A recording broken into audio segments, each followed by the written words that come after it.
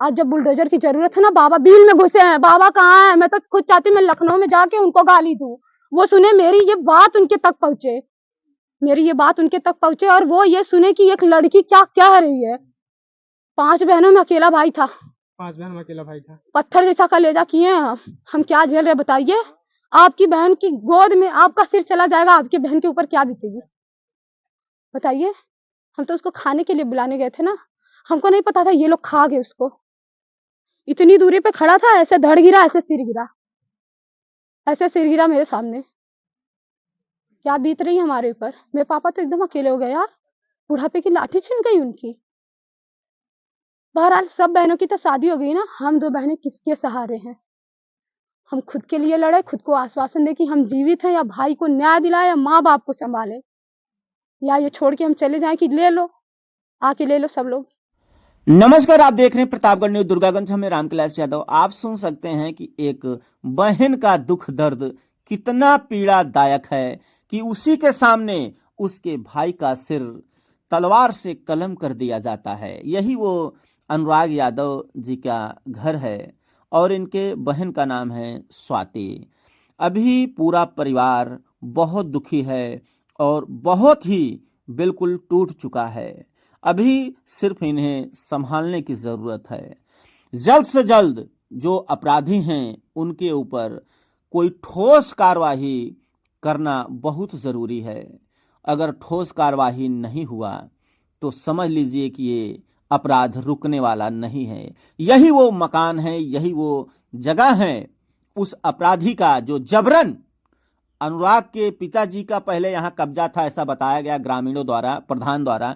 और वो जबरन जो है, जो लालता प्रसाद, रमेश यादव, ये लोग जबरन इनके जगह को कब्जा करके वहाँ मकान बना लिए हैं और यही झगड़े का जड़ है। और बताया जाता है कि उस दिन कोई ऐसा खास बातचीत नहीं हुआ था, वो लोग पहले से ही प्लान किए थे कि उनको मारना है। ये मामला आप जानते ही होंगे, गांव कबीरुद्दीनपुर, थाना गौरा बादशाहपुर, जिला जौनपुर, उत्तर प्रदेश का ये मामला है। देख पाएंगे कि एक असहाय अनुराग यादव जी के जो परिवार वाले हैं बिल्कुल असहाय हो चुके हैं। अब उनका कोई सहारा नहीं बचा है। तो देख सकते हैं यही वो उनका मकान है, कच्चा है, खपड़े वाला है, जो कि गिर रहा है। अब इनके बहन का कहना यही है कि हम अभी इस समय अपना किस तरह से गुजारा चलाएंगे। हमारे पिताजी का तो लाठी का सहारा चला गया, अब हम दूध बेच करके अपने घर परिवार को पालेंगे या मुकदमा केस लड़ेंगे।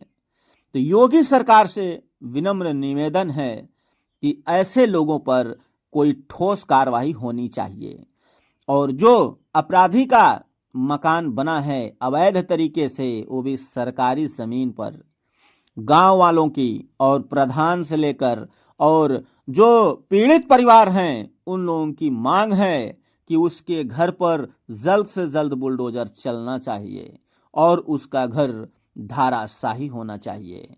अगर कोई ठोस कार्रवाई नहीं हुई तो अपराधियों का मनोबल बढ़ जाएगा और वो फिर किसी वारदात को अंजाम दे सकते हैं।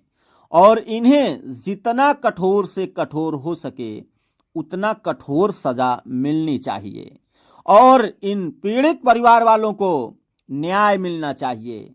और जितना भी यहाँ पर जितने भी अपराधी हैं और जितने लोगों के ऊपर मुकदमा दर्ज कराया जा रहा है, सभी को जो है कड़ी से कड़ी कार्रवाई और कड़ी से कड़ी सजा दी जाए, जिससे आने वाले पीढ़ी में ऐसा कोई सोच ना सके किसी को इस तरह मारने को, किसी को इस तरह से दर्दनाक मौत देने से उसकी रूह कांप जाए। अन्यथा आए दिन ऐसे वारदात को अंजाम दिया जाएगा और लोग देख जो इस तरह के घटना को अंजाम दिए हैं, लालता, रमेश और उनके परिवार वाले, इन लोगों को तो ऐसी सजा मिलनी चाहिए कि आने वाली पीढ़ियां जो इस तरह के कृत्य करने की कोशिश कर रहे हैं या उनके मन में विचार है, उनकी रूह कांप जाए और ऐसा कृत्य करने से पहले वो 100 बार सोचेंगे। इतना दुख और दर्द भरा है इस बहन के दिल में, क्या गुजरती होगी जिसके सामने अगर उसके भाई का सर को कलम कर दिया जाए और सर कहीं और जगह गिर जाए, धड़ कहीं और जगह गिर जाए, दिल दहल जाएगा। ये लोग अभी इस समय बिल्कुल असहाय हैं, लाचार हैं और पूरी तरह से टूट चुके हैं। अनुराग यादव जी के जो परिवार वाले हैं, उनके पिताजी हैं, अभी दर दर की ठोकरें खा रहे हैं। आज जो है इसको 8 दिन हो गया है, 30 अक्टूबर 2024 का घटना है।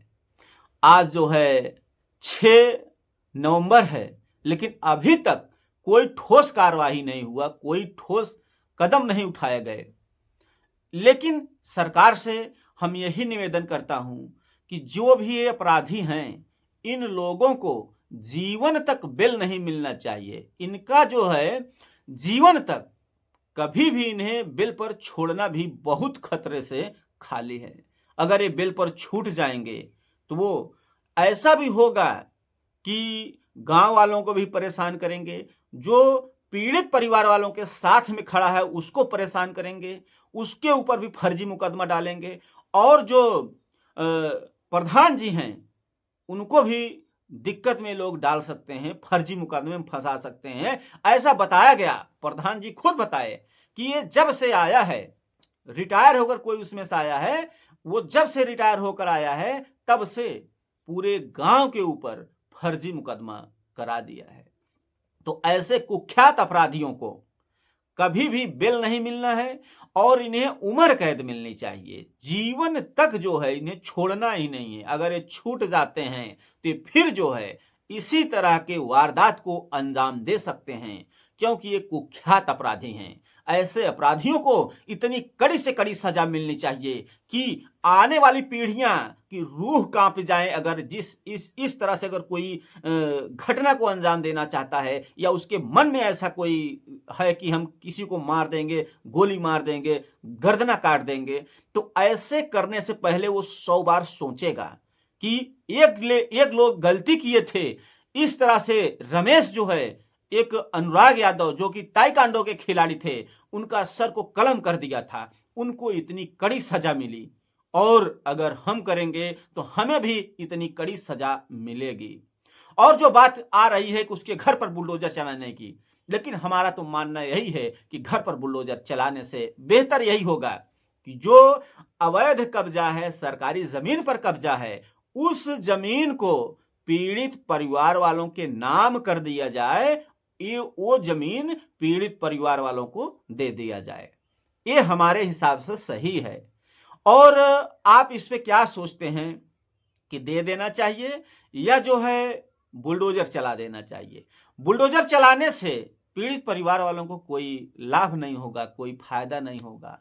हमारा तो मानना यही है कि जो भी उसका जितना भी मकान है, जितना भी मकान बना हुआ है, सब पीड़ित परिवार वालों को दे दिया जाए और जितने लोग इसमें अपराधी हैं उनको उम्र कैद होनी चाहिए। वो जीवन तक बाहर नहीं निकलना चाहिए। अगर बाहर निकलते हैं तो समझ लीजिए कि वो फिर परिवार वालों को परेशान करेंगे, सुलह लेने के लिए दबाव डालेंगे, तरह तरह की दिक्कतें खड़ी करेंगे। इसमें क्या आपकी राय है? अपनी राय जरूर दीजिएगा।